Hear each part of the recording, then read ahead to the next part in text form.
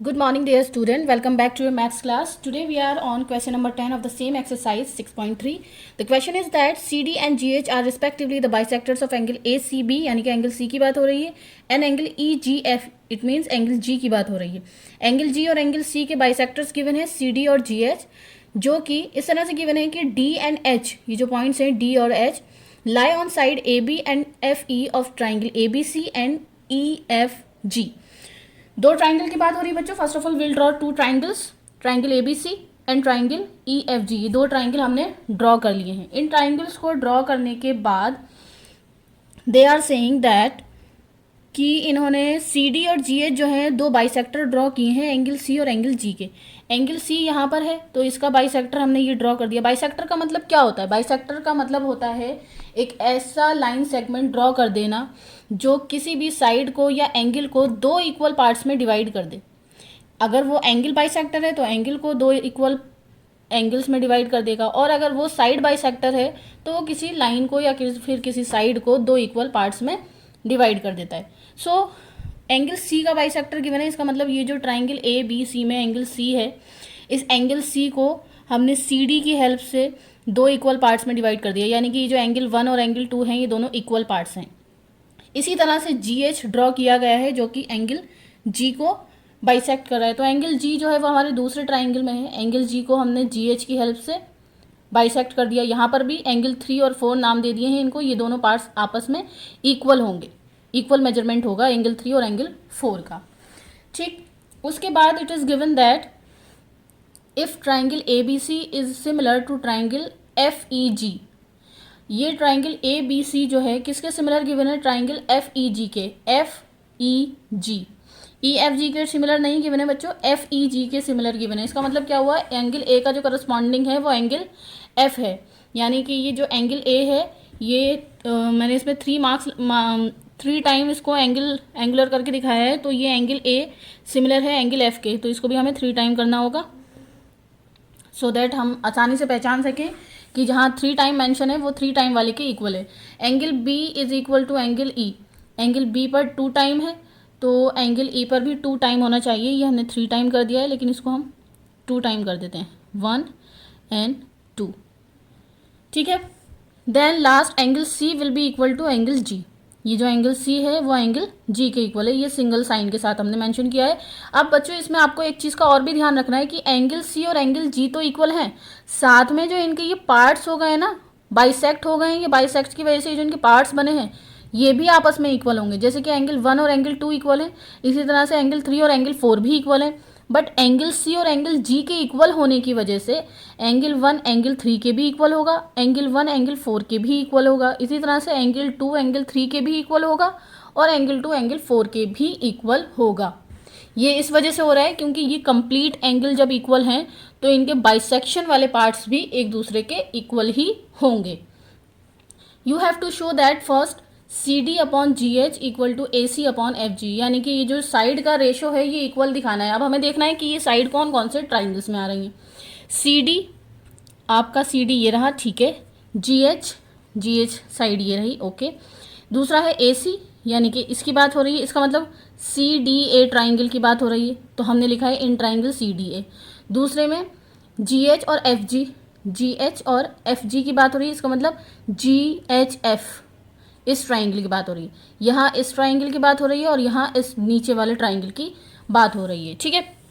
तो हमने लिखा है in triangle C D A and triangle G H F. इन दोनों ही ट्राइंगल में एंगल ए की वैल्यू, इस ट्राइंगल का जो एंगल ए है 3 मार्क्स लगे हुए हैं, इस ट्राइंगल पे 3 मार्क्स एफ पर लगे हुए हैं. तो angle A equal to angle F है. क्यों इक्वल है? क्योंकि ट्राइंगल ए बी सी और ट्राइंगल एफ ई जी सिमिलर गिवन है. उसके बाद ट्राइंगल ए डी सी में एंगल 2 आ रहा है, ये किसके इक्वल हो जाएगा? ट्राइंगल एफ जी एच के एंगल 3 के इक्वल हो जाएगा. So will write down here angle 2 equal to angle 3. Condition क्या लिखेंगे? कंडीशन हम लिखेंगे since angle C is equal to angle G and C D and G H are the bisectors. ये आपको बाइसेक्टर्स गिवन है. इसलिए इनके बाइसेक्शन वाले पार्ट्स भी इक्वल होंगे। जब दो एंगल इक्वल आ जाते हैं तब आपको तीसरी प्रॉपर्टी लिखने की या ढूंढने की उसकी ज़रूरत नहीं है। Will write down here that bye angle criteria triangle, कौन कौन से ट्राइंगल सिमिलर हो गए? एंगल ए जो है वो एफ के सिमिलर है, 2 जो है वो 3 के सिमिलर है। तो इसका मतलब क्या हुआ बच्चों, ये जो ट्राइंगल ए डी था हमारा ए डी सी, वो किसके इक्वल हो गया? A D C triangle equal हो गया एफ जी एच के। ठीक है, क्योंकि सबसे पहले लिख लेते हैं हम इसको ए डी सी लिख लेते हैं, या फिर देखिए हमें थर्ड पार्ट में यही ट्राइंगल को कॉन्ग्रुएंट भी प्रूफ करना है, तो इसके अकॉर्डिंग लिख लेते हैं एंगल डी सी ए। हमने लिखा ट्राइंगल डी सी ए, तो जब आपने देखा इज सिमिलर टू ट्राइंगल हमारा जी एच एफ है, तो जी के अकॉर्डिंग जी एच एफ में हम देखेंगे सबसे पहले डी के अकॉर्डिंग हमारा कौन सा एंगल आ रहा है। डी के लिए तो हमने कुछ लिखा ही नहीं है, इसलिए चलो अभी डी को छोड़ देते हैं, यानी कि फर्स्ट पोजीशन अभी हम छोड़ रहे हैं। उसके बाद एंगल सी की बात हो रही है। एंगल सी कितना है? एंगल सी था हमारा इस डी सी ए ट्राइंगल में, एंगल सी था हमारा एंगल 2। ठीक है, तो यानी कि सी की वाली पोजीशन एंगल 2 था, और एंगल 2 हमने किसके इक्वल दिखाया था? एंगल 3 के, जो कि था एंगल जी, यानी कि सेकंड पोजीशन पर आएगा जी। उसके बाद है लास्ट में ए, तो ए किसके इक्वल था? एफ के इक्वल था। ठीक है, तो इसमें क्या बचा है अब हमारे पास? हमने एफ लिख लिया है, जी लिख लिया है, एच ही तो बचा है, तो यहाँ हम लिख लेंगे एच, यानी कि यही हमें थर्ड पार्ट में प्रूफ भी करना था। डी की पोजीशन बच्चों हमें पता नहीं थी, इसलिए हमने पहली पोजीशन छोड़ दी थी। सी था हमारे पास इस ट्राइंगल में, ये जो हमारा ए डी सी ट्राइंगल था, इसमें सी था हमारे पास एंगल 2 के नाम से, तो एंगल 2 दिखाया था हमने एंगल 3 के इक्वल, और 3 हमारे पास जी के नाम से है, तो हमने सी के लिए जी को इक्वल दिखा दिया। उसके बाद ए लिखा हुआ है, तो ए के प्लेस पर ए इक्वल टू एफ दिखाया है, ए के प्लेस पर एफ आ गया।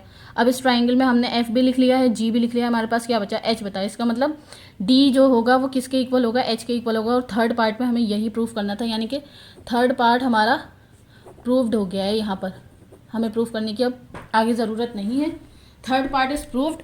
और जब ये दो ट्राइंगल सिमिलर हैं, तो आपको पता है जब दो ट्राइंगल सिमिलर होते हैं तो उनकी साइड का रेशियो इक्वल होता है। आप यहाँ लिख दोगे इम्प्लाइज, इनकी जो साइड का रेशियो है, इनकी साइड कौन कौन सी? C D upon G H. C D के साथ लेंगे हम जी एच, और ए सी के साथ कौन सी साइड आएगी? एफ जी आएगी, क्योंकि सी डी ए है और यहाँ पर एफ जी एच एफ है। ठीक है, तो इसमें से हम ले रहे हैं सी डी अपॉन इसकी साइड कौन सी आएगी? जी एच, इक्वल टू इसमें हम कौन सी साइड ले रहे हैं? ए सी, तो इसमें कौन सी साइड आएगी हमारी? F G.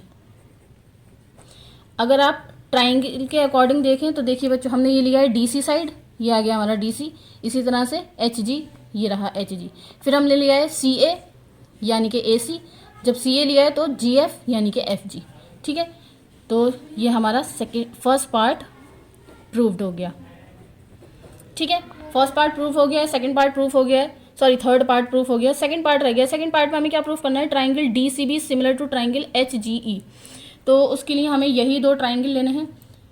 Will write down here now in triangle D C A and triangle H G E, D C B है यहाँ, in triangle D C B and H G E, हमने यही लिखा है D C B and H G E. चलिए अब देखते हैं इन दोनों ट्राइंगल में कौन कौन सी सिमिलैरिटीज़ हैं। इसके लिए आपको क्या करना होगा? इसके लिए हम चेक करेंगे सबसे पहले ट्राइंगल डी सी बी की बात करें तो ट्राइंगल डी सी बी, इस ट्राइंगल में नीचे वाले ट्राइंगल की बात हो रही है, और ट्राइंगल एच जी ई की बात करें तो एच जी ई ऊपर वाले ट्राइंगल की बात हो रही है। अब इन दोनों ही ट्राइंगल में हमें देखना है कि क्या क्या सिमिलैरिटी है। पहली सिमिलैरिटी तो बच्चों यही दिख रही है कि ये जो दो डबल साइन लगा हुआ है एंगल पर, ये दोनों एंगल एक दूसरे के इक्वल हैं। Angle B equal to angle E क्यों है? क्योंकि triangle A B C similar to triangle E F G H, F E G, क्योंकि देखिए यहाँ पर बी है, बी का करस्पॉन्डिंग कौन है? ई है, तो बी और ई दोनों ही एंगल इक्वल हो गए। एक प्रॉपर्टी तो आपकी यहीं पर हो गई है। दूसरा और देख लेते हैं। दूसरा, अगर हम इस बिलो वाले ट्राइंगल में देखें तो इसमें एंगल 1 आ रहा है सी के प्लेस पर, और सी का करस्पॉन्डिंग कौन है? जी है, और इसमें ऊपर वाले ट्राइंगल में जो एंगल जी है वो एंगल 4 के नाम से है, यानी कि एंगल 1 इक्वल टू एंगल 4, दो एंगल इक्वल हो गए। जब दो एंगल इक्वल होगा इसका मतलब बाय एंगल क्राइटेरिया ये दोनों ट्राइंगल भी सिमिलर हो जाएंगे। So we'll write down here angle B equal to angle E condition will be since triangle ABC is similar to triangle EFG, sorry EFG नहीं FEG, ये दोनों ट्राइंगल सिमिलर गिवन है। इसी तरह से दूसरा हम लिखेंगे एंगल 1 इक्वल्स टू एंगल 4। यहाँ कंडीशन क्या आएगी, यहाँ पर भी कंडीशन हम यही लिखेंगे, since angle C equal to angle G and CD and HG are the bisectors, और जब बाइसेक्टर्स होते हैं तो उनके पार्ट्स भी इक्वल होते हैं।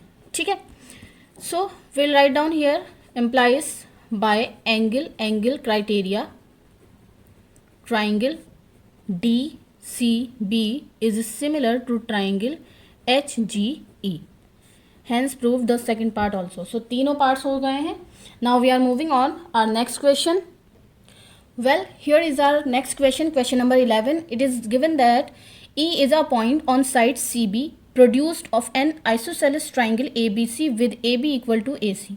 E एक ऐसा पॉइंट है जो CB साइड से बनाया गया है, प्रोड्यूस किया गया है, इसका मतलब आगे तक बढ़ाया गया है CB साइड को E पॉइंट तक, of N isosceles triangle ABC। Triangle ABC एक आइसोसेलेस ट्राइंगल है जिसमें AB वाली साइड जो है वो AC वाली साइड के इक्वल है। चलिए, we have given a triangle ABC जिसमें AB side is equal to AC। ठीक, जब AB और AC इक्वल हैं तो इसमें BC वाली जो साइड है इसको E पॉइंट तक इन्होंने एक्सटेंड किया है, प्रोड्यूस किया है, आगे तक बढ़ाया है।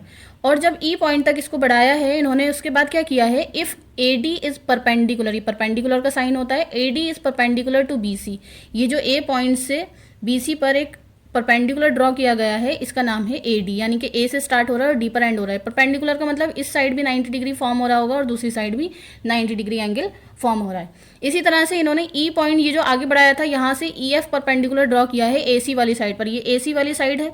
E पॉइंट से हमने यहाँ पर एक परपेंडिकुलर ड्रॉ किया और वो F पॉइंट पर AC को इंटरसेक्ट कर रहा है। तो जब ये भी परपेंडिकुलर है तो इसका मतलब इसके फुट पर भी दोनों साइड 90 डिग्री एंगल फॉर्म हो रहा है। Now we have to prove that triangle ABD, triangle ABD ये वाला triangle is similar to triangle ECF, triangle ECF। अच्छा, ये above one triangle जो ऊपर की साइड पर है horizontal, और ये vertical triangle नीचे की साइड पर जो है, आपको इन दोनों ट्राइंगल को सिमिलर प्रूफ करना है। चलिए, इन दोनों ट्राइंगल को सिमिलर प्रूफ करते हैं, बट आपको एक चीज़ का ध्यान रखना है, इन दोनों के सिमिलर प्रूफ करने के लिए you have to prove that angle A equal to angle E, angle B equal to angle C, angle D equal to angle F। अगर आप एंगल की हेल्प से प्रूफ करेंगे तब आपको इनके जो करस्पॉन्डिंग एंगल हैं उनको ही इक्वल प्रूफ करना है, और अगर आप साइड की हेल्प से प्रूफ कर रहे हैं तो इनकी करस्पॉन्डिंग साइड की हेल्प से भी आप प्रूफ कर सकते हैं। Let's start proving it. Will write down here in triangle ABD and triangle ECF, इन्हीं दोनों ट्राइंगल्स में हम देखेंगे कि कौन कौन सी तीन प्रॉपर्टीज़ हमें इक्वालिटी के साथ मिल रही हैं। सबसे पहले तो हमें देखना है एंगल A करस्पॉन्डिंग है E का, angle A is corresponding to angle E हमें नहीं पता है, angle B is corresponding to angle C, angle B is corresponding to angle C। Yes of course हमें एंगल B और C का relation पता है। क्या पता है आपको? गिवन है कि ट्राइंगल ABC जो है वो एक आइसोसेलेस ट्राइंगल है। आइसोसेलेस ट्राइंगल में ऑपोजिट साइड्स इक्वल होती हैं, और आपको ये भी पता होना चाहिए कि जब ऑपोजिट साइड्स इक्वल होती हैं तो उनके ऑपोजिट एंगल भी इक्वल होते हैं। ये सिंगल मार्क किया है साइड के लिए और डबल मार्क किया है हमने एंगल के लिए। So angle B is equal to angle C। Angle B है आपका ट्राइंगल ABD में और एंगल C है आपका ट्राइंगल ECF में। So will write down here angle B equal to angle C। Condition क्या आएगी? Equal opposite angle of equal opposite side. Opposite angle of equal opposite side. जब किसी triangle की ऑपोजिट साइड्स इक्वल होती हैं तो उनके ऑपोजिट एंगल भी इक्वल होते हैं। सो एक प्रॉपर्टी तो हमें मिल गई है कि angle B equal to angle C। उसके बाद D है F के करस्पॉन्डिंग। सो यहाँ एंगल D की वैल्यू है 90 डिग्री और F की वैल्यू भी 90 डिग्री ही है, क्योंकि दोनों ही आपको परपेंडिकुलर गिवन है। So will write down here angle D equal to angle F। Condition will be each 90 degree. जब दो एंगल मिल जाते हैं तीसरा फाइंड आउट करने की ज़रूरत नहीं है। Will write down here by angle criteria triangle ABD is similar to triangle ECF। F. Hence proved. Let's move on. Question number 12. Now here is the question number 12 and it is that sides AB and BC and median AD. Sides AB हैं और BC है, दो side की बात हो रही है AB और BC, और तीसरा है median AD of a triangle ABC. Triangle ABC में एक साइड AB, दूसरी साइड BC और थर्ड है median AD are respectively proportional to sides PQ QR and median PM of triangle PQR. Triangle PQR के side PQ और QR और median PM के ये प्रोपोर्शनल में है. इसका मतलब क्या हुआ, AB साइड जो रिस्पेक्टिवली लिखा है यानी कि AB साइड का जो प्रोपोर्शनल है वो PQ के साथ है. So AB upon PQ equal to BC upon QR equal to median है AD अपॉन यहाँ पर मीडियन है PM. ये हमें क्या गिवन है बच्चों, ये हमें प्रोपोर्शनल में गिवन है कि all these are in proportional. ठीक है. We have to prove that triangle ABC, जो पूरा आपका ट्राइंगल ABC है, is similar to triangle PQR. ये दोनों ट्राइंगल आपको सिमिलर प्रूव करने हैं. सिमिलर प्रूव करने के लिए आपको इनके या तो एंगल्स को इक्वल प्रूव करना है या फिर इनके साइड के रेशियोज को इक्वल प्रूव करना है. अब आपको क्या गिवन है बच्चों, ये AD जो है ये मीडियन गिवन है. मीडियन किस पर है, ये BC पर है. इसका मतलब क्या हुआ, ये AD मीडियन इस BC साइड को दो इक्वल पार्ट्स में, बाइसेक्टर हो या मीडियन हो, दो इक्वल पार्ट्स में डिवाइड करने वाला पोर्शन होता है. ठीक है. सो AD ने जब BC को दो इक्वल पार्ट्स में डिवाइड कर दिया तो इसका मतलब क्या हुआ, BC जो है वो BD और CD दो इक्वल पार्ट्स में डिवाइड हो गया, यानी BD इक्वल टू CD होगा. या फिर हम ये भी लिख सकते हैं कि BC जो है वो BD का हाफ है. ठीक है. या फिर हम ये भी लिख सकते हैं कि BC जो है वो CD का हाफ है. ठीक. या फिर अगर BD के बारे में बात करें तो BD को हम कह सकते हैं कि ये BC का डबल है, और CD की बात करें तो CD को भी हम कह सकते हैं कि ये BC का 2 टाइम है. इसी तरह से सेम जो चीज़ आपने, जो प्रॉपर्टी आपने ट्राइंगल ABC में अप्लाई की है वही सेम PQR के लिए भी होंगी, क्योंकि इसमें PM आपको मीडियन गिवन है. ठीक है. So now will write down since AD and PM are medians, hence आप क्या लिखेंगे यहाँ पर, अगर हम BD साइड लेते हैं, क्योंकि हमें AB PQ और ABD अगर हम ट्राइंगल की बात करें तो हमें BD साइड लेना है, तो BD कितना हो जाएगा, BD will be equal to 1/2 of BC. ठीक है. BC का कितना हो जाएगा, हाफ हो जाएगा BD की वैल्यू. इसका मतलब अगर हम यहाँ पर क्रॉस मल्टीप्लाई करते हैं बच्चों तो BC की वैल्यू कितनी हो जाएगी, BC की वैल्यू हो जाएगी 2 टाइम ऑफ BD, यानी कि ये जो BD है वो BC का कितना है, हाफ है. जब आप डबल कर दोगे इस BD को तो ये किसके इक्वल हो जाएगा, BC के इक्वल हो जाएगा. Implies that 2 time of BD, यानी कि क्रॉस मल्टीप्लाई किया, 2 से 2 BD का मल्टीप्लाई होके हो गया 2BD और इक्वल टू में BC, यानी कि हम यहाँ पर BC के प्लेस पर पुट कर सकते हैं 2BD. एंड इसी तरह से इस ट्राइंगल में QM की वैल्यू कितनी हो जाएगी, QM की वैल्यू है QR की हाफ 1/2 ऑफ QR. इसका मतलब क्या हुआ, आप यहाँ पर भी क्रॉस मल्टीप्लाई की हेल्प से 2QM इक्वल टू लिख सकते हैं QR. नाउ यहाँ पुट कर दीजिए इन दोनों वैल्यूज़ को, इनको पुट करेंगे, इसको कंसिडर कर लेते हैं हम इक्वेशन 1. फ्रॉम इक्वेशन 1, इक्वेशन 1 में जब आप अप्लाई करोगे it will be AB upon PQ equal to BC के प्लेस पर 2BD अपॉन QR के प्लेस पर 2QM an in equal to AD upon PM. ठीक है. 2 से 2 कैंसिल हो जाएगा. इसका मतलब हमारा जो नेक्स्ट स्टेप होगा वो होगा AB upon PQ equal to BD upon QM equals to AD upon PM. ठीक है. जब आपने ये देखा AB upon PQ, AB PQ के अपॉन में है, BD QM के अपॉन में है और AD PM के अपॉन में है. इसका मतलब क्या हुआ, ट्राइंगल ABD जो है वो ट्राइंगल PQM के सिमिलर है. Implies triangle ABD is similar to triangle PQM. ठीक है. जब ये दोनों ट्राइंगल सिमिलर हैं तो इसका मतलब क्या हुआ बच्चों, आपको मीडियन की वजह से आपको पता है कि मीडियन जो होता है ट्राइंगल को दो इक्वल पार्ट्स में डिवाइड करता है. इसका मतलब क्या हुआ, जब ट्राइंगल ABD सिमिलर है PQM के, तो similarly we can say that triangle ACD is also similar to triangle PMR. और जब ये दोनों पार्ट्स एक दूसरे के सिमिलर हैं तो इनका अगर आप मर्ज करें, एक जैसा करें, तो इनके पूरे पोर्शन भी तो एक दूसरे के सिमिलर हो जाएंगे. सो यही हमको लिखना है, since AD and PM are medians, Hence, triangle ADC is also similar to triangle PMR.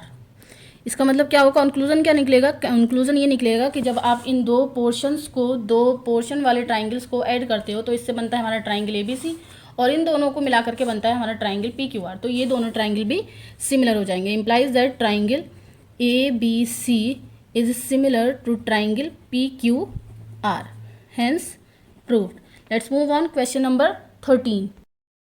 Well, बच्चों, we have our next question. Question number 13 is that D is a point on the side BC of a triangle ABC such that angle ADC यानी कि angle D is equal to angle BAC means angle A के equal है. Show that AC square equal to CB into CD. Okay बच्चों, आपको given है कि एक triangle ABC है, ये एक ट्राइंगल ABC है, इसमें D एक पॉइंट है जो कि साइड BC पर है. BC साइड पर हमने एक पॉइंट D ले लिया है. यहाँ पर 90 डिग्री एंगल फॉर्म नहीं होगा क्योंकि ये सिर्फ और सिर्फ एक पॉइंट गिवन है. आपको कहीं पर नहीं लिखा है कि ये एल्टीट्यूड है या परपेंडिकुलर है, इसलिए मैंने 90 डिग्री एंगल फॉर्म नहीं किया बच्चों, इसको एंगल के जैसा फॉर्म किया है. ठीक है, इसके बाद आपको गिवन है कि ये जो एंगल ADC है, ADC यानी कि ये जो एंगल D है, it is equal to angle BAC यानी कि इस कंप्लीट एंगल A के इक्वल है. ठीक है, show that AC square equal to CB into CD. आपको प्रूफ करना है कि AC का अगर आप 2 टाइम मल्टीप्लाई करेंगे तो CB यानी कि ये साइड BC और CD इतना पोर्शन इसके मल्टीप्लिकेशन के इक्वल आएगा. अब आपको ये किस तरह से सॉर्ट आउट करना है, हम इसको चलिए प्रूफ करते हैं. प्रूफ के लिए बच्चों अगर हम इसको थोड़ा सा रफली देखें तो ये AC square equal to BC into CD है. ठीक है, यानी कि AC स्क्वायर को हम लिख सकते हैं AC into AC equal to BC into CD. और अगर हम थोड़ा सा इसको और मॉडिफाई करें तो AC के अपॉन में we can write down BC और इक्वल टू में CD के अपॉन में हम इसका जो ये 2 बार AC था उसको लिख सकते हैं. यानी कि हम इसको इस तरह से लिख सकते हैं AC upon BC equal to CD upon AC, क्योंकि जब आप क्रॉस मल्टीप्लाई करते हो तो AC का AC से मल्टीप्लाई होकर के AC स्क्वायर आ जाएगा और BC का CD से मल्टीप्लाई होकर के ये इस तरह से आ जाएगा. हमने इसको इसमें क्यों फॉर्म किया है, इस तरह से फॉर्म करने से हमें आसानी हो जाएगी ये चेक करने में कि हमें कौन कौन से ट्राइंगल्स को सिमिलर प्रूफ करना है, जिसकी हेल्प से साइड का रेशियो जब इक्वल आ जाएगा तो उसको मॉडिफाइड यानी कि क्रॉस मल्टीप्लाई की फॉर्म में हम इस तरह से लिख लेंगे. ठीक है, तो अब हमें क्या देखना है बच्चों, हमें देखना है कि AC, BC, CD और AC ये कौन कौन से ट्राइंगल्स में आ रही हैं. AC की जो करस्पॉन्डिंग साइड है वो है CD, यानी कि AC का जो करस्पॉन्डिंग है वो CD है. सॉरी बच्चों, AC का जो करस्पॉन्डिंग है वो BC है, यानी कि एक ट्राइंगल में AC आएगा. तो देखते हैं कौन कौन से ट्राइंगल जनरेट हो रहे हैं. एक तो आपका आ रहा है AC और दूसरे में आ रहा है BC. ठीक, इसके बाद इसमें जो AC वाली साइड है उसमें एक आ रहा है CD, यानी कि AC हो चुका है, D रह गया है, यानी कि ट्राइंगल ACD इस वाले ट्राइंगल की बात हो रही है ACD की. और इसमें BC और AC, तो C तो हो चुका है यानी कि B भी हमने लिखा है तो A बचा है बस ABC, यानी कि इस पूरे ट्राइंगल ABC की बात हो रही है. तो हमें कौन कौन से ट्राइंगल को कॉन्ग्रुएंट प्रूफ सिमिलर प्रूफ करना है. सिमिलर प्रूफ करने के लिए हमें ट्राइंगल्स लेने हैं, एक तो ट्राइंगल ABC और दूसरा ट्राइंगल ACD. तो हम यहाँ पर लिखेंगे in triangle ABC and triangle ACD, ये दोनों ट्राइंगल्स को हम देखेंगे. ठीक है, जब इन दोनों ट्राइंगल्स को बच्चों हम देखते हैं तो इन दोनों ट्राइंगल में हमें ट्राइंगल ABC में एंगल A आ रहा है, ABC में एंगल A कंप्लीट आ रहा है. ठीक है, ये कंप्लीट एंगल BAC किसके इक्वल गिवन है, ADC के. तो क्या एंगल ADC इसमें आ रहा है, यस. ACD वाले ट्राइंगल में एंगल ADC आ रहा है, यानी कि एंगल जो आपका BAC है वो इक्वल है एंगल ADC के.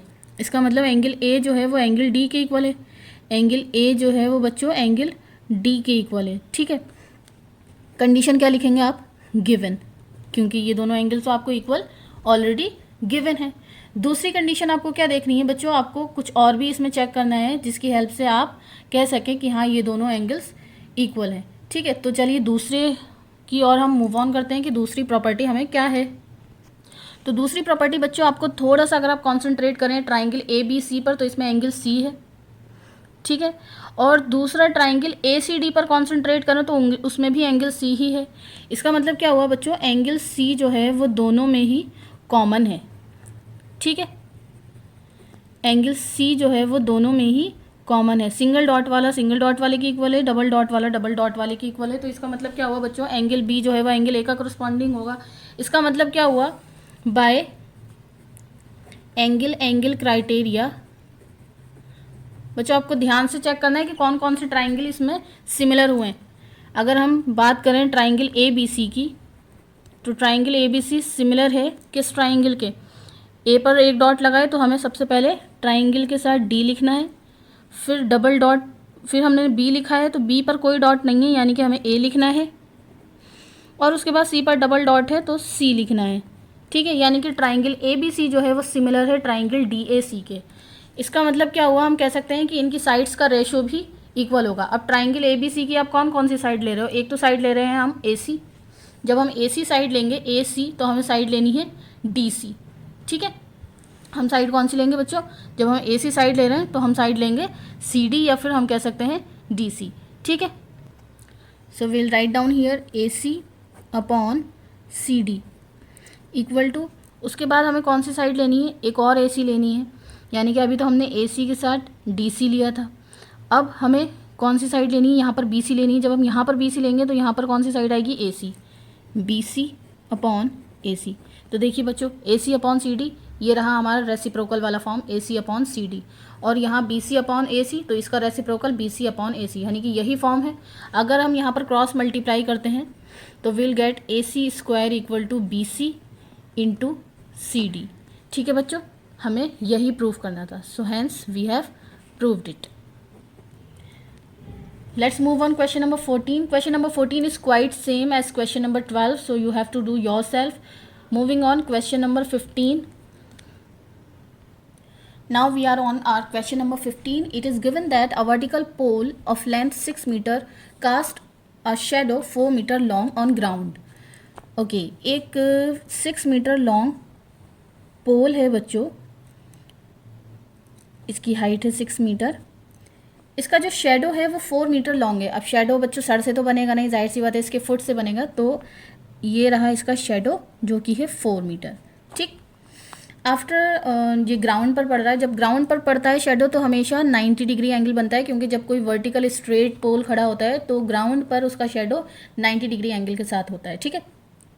And at the same time, उसी समय की बात हो रही है, सेम टाइम लिखा है, a tower cast a shadow 28 metre long. एक टावर है, ये समझ लीजिए बच्चों कि यहाँ पर ड्रॉ कर लेते हैं, ये एक टावर है, इसका जो शेडो है वो 28 मीटर है, ठीक है। सेम टाइम पर, जिस टाइम पर इसका है उसी टाइम पर सेम इसका शेडो भी, ये हमने एक टावर बनाया है, इसकी हाइट आपको फाइंड आउट करनी है। क्वेश्चन में लिखा है find the height of the tower, so ये आपको हाइट फाइंड आउट करनी है। इसके शेडो की जो हाइट है या फिर लेंथ जो भी कहें हम, वो है 28 मीटर। सेम टाइम पर इसका शेडो बन रहा है, दोनों शेडो जो है वो सेम टाइम पर बन रहे हैं। 6 मीटर टावर का जो शेडो है वो 4 मीटर बन रहा है, और पता नहीं इस टावर की हाइट कितनी है, इसका शेडो बन रहा है 28 मीटर सेम टाइम पर।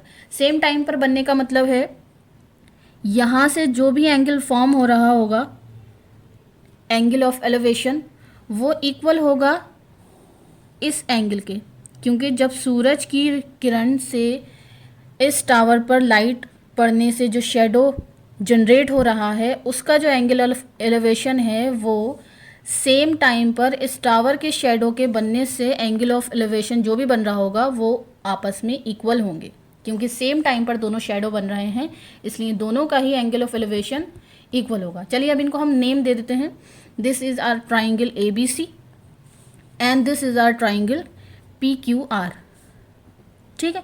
इसमें हमें सारी चीज़ें लिखनी है। Let A B the height of pole, P Q be the height of tower, B C be the shadow of pole and Q R be the shadow of tower. Then in triangle ABC and PQR, first of all we'll prove them similar, then with the help of side ratio we'll find out the value of this height. Okay, let's start solving it. We'll write down in triangle, let AB be the height of pole and PQ be the height of tower. Also BC be the shadow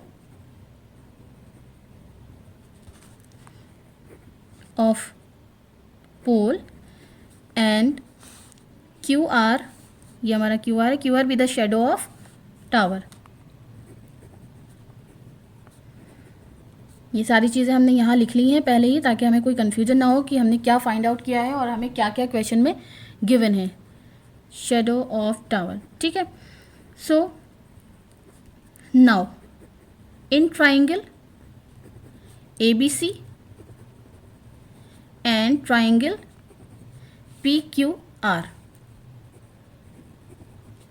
अब अगर हम दोनों ही triangle में देखें तो angle B equal to angle Q, क्योंकि जो हमारा टावर है वो भी तो स्ट्रेट है, और स्ट्रेट होने की वजह से जब उसका शेडो बनेगा तो वो भी 90 डिग्री एंगल के वजह साथ ही बनेगा, इसलिए एंगल B और एंगल Q दोनों इक्वल हो जाएंगे.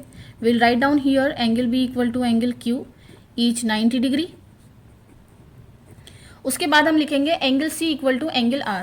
अब इसकी कंडीशन हम क्या लिखेंगे? येस ऑफ कोर्स कंडीशन हमें वही लिखनी है which is given in question. Shadow is on same time.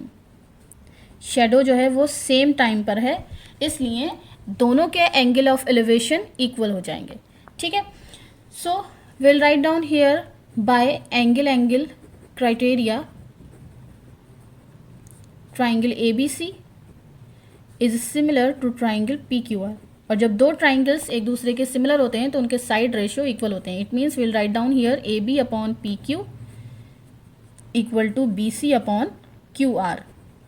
Now will apply the values here. AB का वैल्यू है 6, PQ का वैल्यू है H जो कि आपको फाइंड आउट करना है, BC का वैल्यू है 4 और QR का वैल्यू है 28. ठीक है. So let's divide it. 4 1 ज़ार 4, 4 7 ज़ार 28. क्रॉस मल्टीप्लाई जब आप करेंगे H का मल्टीप्लाई हो जाएगा 1 से, इट विल बी H, और 6 का मल्टीप्लाई हो जाएगा 7 से, it will be 42. And the unit is given in question is metre. So the height of the pole is the height of the tower is metre. यहाँ हमें लिखना है implies height of the tower equal to 42 metre.